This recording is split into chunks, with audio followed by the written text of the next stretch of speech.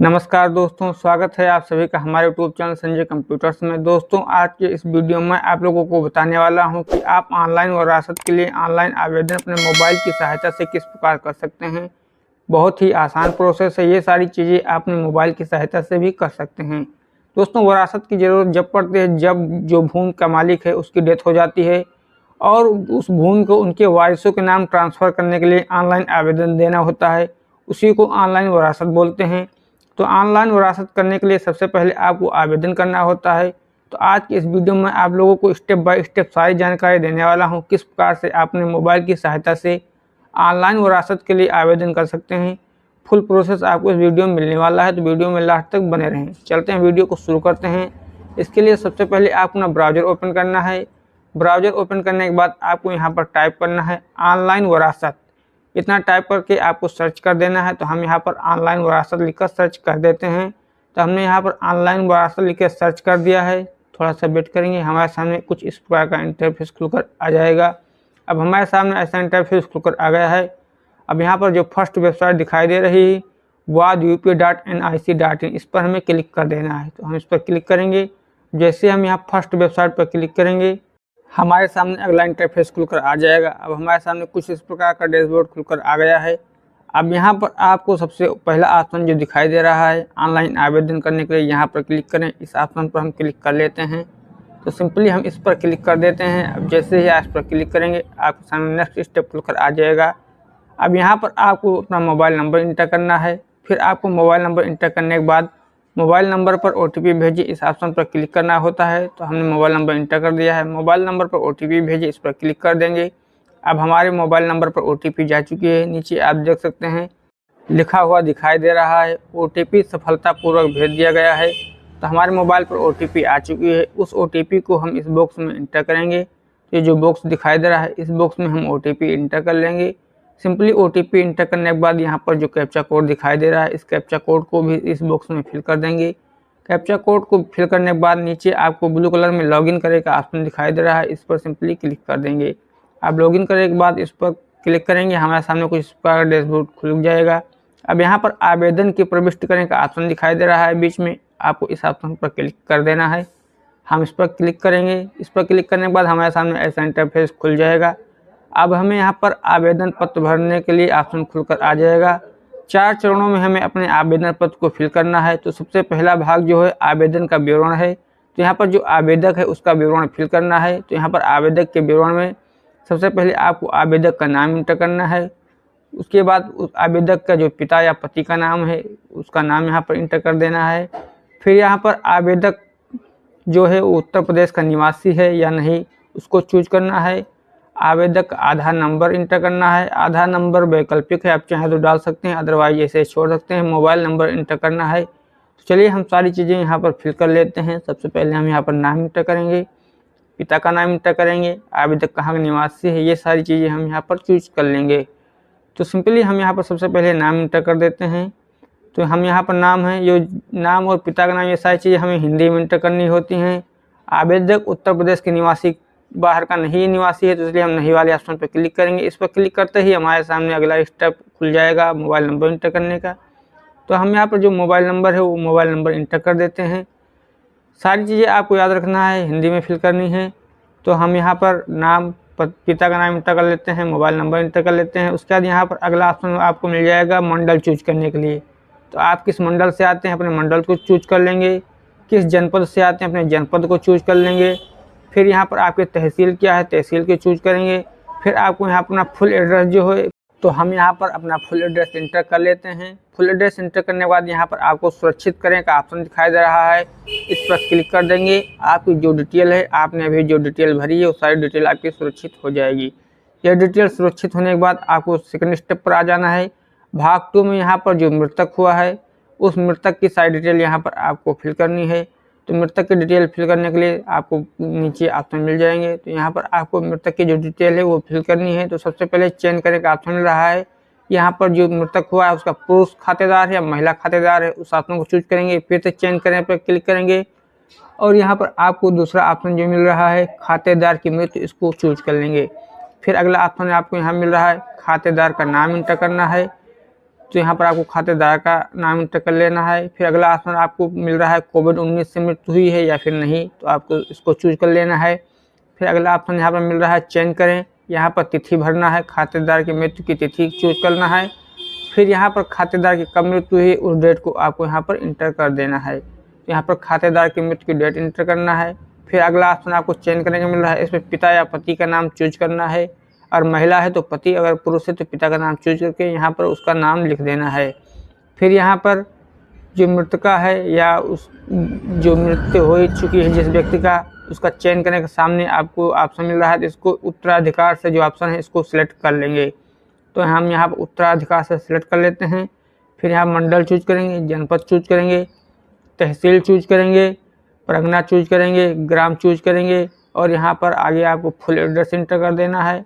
आधार number आप inter कर सकते हैं, ये भी वैकल्पिक है, चाहे तो इंटर कर सकते हैं, और यहाँ पर मोबाइल नंबर इंटर कर देना है। ये सारी चीज़ें इंटर करने के बाद यहाँ सुरक्षित करे का ऑप्शन दिखाई दे रहा है, इस पर आपको क्लिक कर देना है। अब आपका जो भाग 2 है वो भी सुरक्षित हो चुका है। अब आपको भाग 3 की ओर आना है, तो हम सिंपली भाग 3 की ओर आ जाते हैं। तो यहाँ जब आप भाग 3 में आएंगे, जो मृतक है यानी कि मृतक के जो भूमि है उसका विवरण आपको यहाँ पर इंटर करना है। तो मृतक के भूमि का विवरण इंटर करने के लिए सबसे पहले आपको यहाँ पर मंडल चुनने का ऑप्शन मिल रहा है कि उसकी भूमि जहाँ पर है उसका मंडल चूज करना है। तो हमने यहाँ पर मंडल चूज कर लिया। फिर आपको जनपद चूज करना है, जहाँ कहीं पर भी भूमि है उस भूमि का जनपद चूज कर लेना है। तहसील चूज कर लेना है। परगना क्या है उसका परगना आपको चूज कर लेना है, तो हम यहाँ पर परगना चूज कर लेते हैं।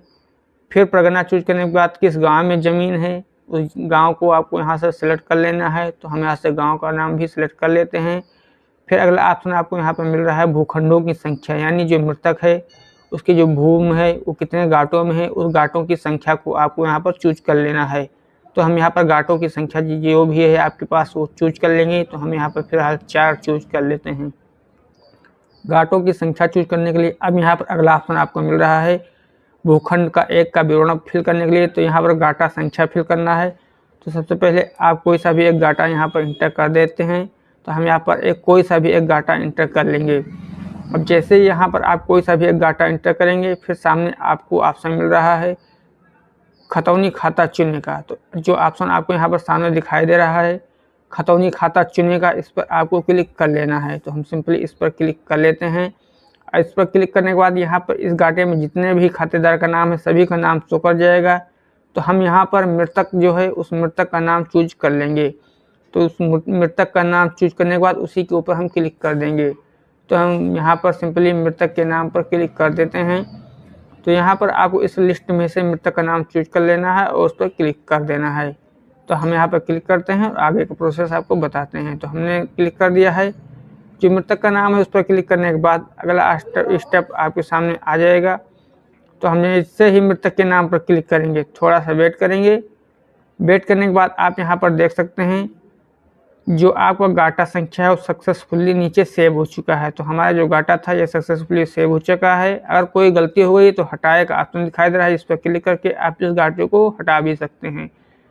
सेम इसी प्रकार से हम सारे घाटे यहाँ पर जोड़ लेंगे। घाटा नंबर भरेंगे, चुने वाले ऑप्शन पर क्लिक करेंगे और मृतक का नाम चूज करेंगे। सारे घाटे यहाँ पर सारे घाटे हम इसी प्रकार से सेव कर लेंगे। सारे घाटे आपको सेव कर लेने हैं। तो हमने यहाँ पर सारे घाटे सेव कर दिए हैं। अब देख सकते हैं हमने यहाँ पर 2 घाटे सेव कर दिए हैं। अब 2 घाटे हम यहाँ पर और सेव कर लेते हैं। तो कुछ इसी तरीके से हम सारी डिटेल यहाँ पर फिल कर लेते हैं। तो हमने सारे जो घाटे हैं यहाँ सेव कर दिए हैं। अब सुरक्षित करें पर क्लिक कर देंगे। अब जैसे हम सुरक्षित करें पर क्लिक करेंगे, थोड़ा सा वेट करेंगे, हमारा जो डाटा है वो सक्सेसफुली सेव हो जाएगा। अब हम आएंगे भाग 4 पर। यहाँ पर जो मृतक हैं उनके जो वारिस हैं उनकी डिटेल फिल करनी है। तो यहाँ पर जितने भी वारिस हैं उनकी संख्या चूज करनी है, उनकी डिटेल फिल करनी है और उनको जोड़ना है। तो आप सबसे पहले यहाँ पर आ जाएंगे। सबसे ऊपर में ही आपको एक ऑप्शन दिखाई दे रहा है जहाँ पर लिखा हुआ है वारिसों की संख्या। आपको वारिसों की संख्या में आना है और यहाँ पर नीचे आपको जितने भी वारिस हैं इनके उस संख्या को चूज कर लेना है, जितने लोगों के नाम को जमीन ट्रांसफर होनी है। तो हम यहाँ पर संख्या चूज कर लेते हैं।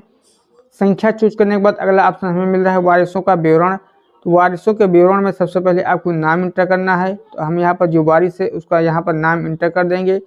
नाम इंटर करने के बाद आगे आपको चयन करना है कि आप इनके पिता का नाम इंटर करेंगे या पति का नाम इंटर करेंगे। तो हम यहाँ पर पिता का नाम या पति का नाम जो भी इंटर करना चाहते हैं उसको चूज कर लेंगे। तो हम यहाँ पर पति का नाम चूज करते हैं। उसके बाद यहाँ पर सामने उनके पति का नाम इंटर कर देंगे। तो हम यहाँ पर उनके पति का नाम इंटर कर देंगे। फिर उसके बाद यहाँ पर उनकी जो उम्र है, उम्र कितनी है, उस उम्र को यहाँ पर हम इंटर कर लेंगे। तो इस लिस्ट में से आप चूज करके उनकी उम्र को यहाँ पर इंटर कर लेंगे। उसके बाद उनके साथ जो मृतक हैं उनके साथ आवेदक का संबंध क्या है, वारिस का संबंध क्या है, उस संबंध को आपको यहाँ पर खातेदार से संबंध जो भी है वो चूज करना है। पिता पुत्र पुत्री जो भी है यहाँ पर आपको चूज कर लेना है। तो हम यहाँ पर चूज कर लेते हैं। फिर यहाँ पर वारिस का जो फुल एड्रेस है, आपको यहाँ पर वारिस का फुल एड्रेस आपको यहाँ पर इंटर कर देना है। तो हमने यहाँ पर वारिस का फुल एड्रेस भी इंटर कर दिया है। वारिस जोड़े पर क्लिक करेंगे। अब जैसे इस पर क्लिक करेंगे हमारा जो वारिस है वो सक्सेसफुली नीचे ऐड हो जाएगा। इसी तरीके से आप यहाँ पर ऐड कर सकते हैं। अगर इसमें कुछ त्रुटि हो गई है तो यहाँ हटाए का ऑप्शन दिखाई दे रहा है, इस पर क्लिक करके आप इस वारिस को हटा भी सकते हैं। तो इसी तरीके से हम यहाँ पर दूसरा तीसरा जितने भी वारिस हैं सारे वारिसों को हम यहाँ पर ऐड करते जाएंगे। तो हम यहाँ पर जो दूसरा वारिस है उसको भी हम यहाँ पर ऐड कर लेते हैं। सारे वारिस ऐड करने के बाद नीचे आप सुरक्षित करे वाले ऑप्शन पर क्लिक करेंगे। तो हम सिंपली इस पर क्लिक कर देते हैं। अब जैसे ही हमने सुरक्षित करे वाले बटन पर क्लिक किया, थोड़ा सा वेट करेंगे। वेट करने के बाद आप सब देख सकते हैं यहाँ हमारे नीचे रेड कलर में लिख कर आ रहा है, प्रार्थना पत्र सुरक्षित करने से पहले एक बार पुनः देख लें। तो आप एक बार अपने जो भी डिटेल आपने यहाँ पर फिल करी है वो सारी डिटेल एक बार अच्छे तरीके से चेक कर लेंगे। अगर सारी डिटेल आपकी सही है तो तभी आप सुरक्षित करें। तो हम यहाँ पर सारी डिटेल चेक करने के बाद सुरक्षित करे पर क्लिक कर देते हैं। अब जैसे हमने इस पर क्लिक किया, अब हमारे सामने हमें एक आवेदन संख्या मिल चुकी है। आप इस आवेदन संख्या को नोट कर सकते हैं। उसके बाद नीचे आपको मुख्य पृष्ठ पर जाएं का ऑप्शन दिखाई दे रहा है, इस पर क्लिक कर लेते हैं। अब जैसे ही आप इस पर क्लिक करेंगे आप होम पेज पर फिर से आ जाएंगे। अब जैसे ही आप होम पेज पर आएंगे यहाँ पर आपकी जो आवेदन संख्या है वो दिखाई देगी। साथ ही आपकी स्थिति में देख सकते हैं यहाँ पर जो आपका आवेदन है वो आपके हल्का लेखपाल के पास भेज दिया गया है। अब वो इसकी जाँच करेंगे और जो ज़मीन है वो ट्रांसफ़र कर देंगे। आप विवरण में आएंगे, यहाँ विवरण में आके विवरण वाले ऑप्शन पर आपको क्लिक कर देंगे। जब इस पर आप क्लिक करेंगे तो आपने जो भी आवेदन फिल किया है उसको आप प्रिंट करके अपने हल्का लेखपाल को दे भी सकते हैं। तो कुछ इसी तरीके से बहुत ही आसानी से आपने वरासत के फार्म को ऑनलाइन आवेदन अपने मोबाइल की सहायता से ही कर सकते हैं। तो जानकारी आपको कैसी लगी कमेंट बॉक्स में ज़रूर बताएँ। ऐसे ही महत्वपूर्ण अपडेट पाने के लिए हमारे यूट्यूब चैनल संजय कंप्यूटर को सब्सक्राइब जरूर करें। मिलते हैं ऐसे ही अपडेट के साथ एक नए वीडियो में।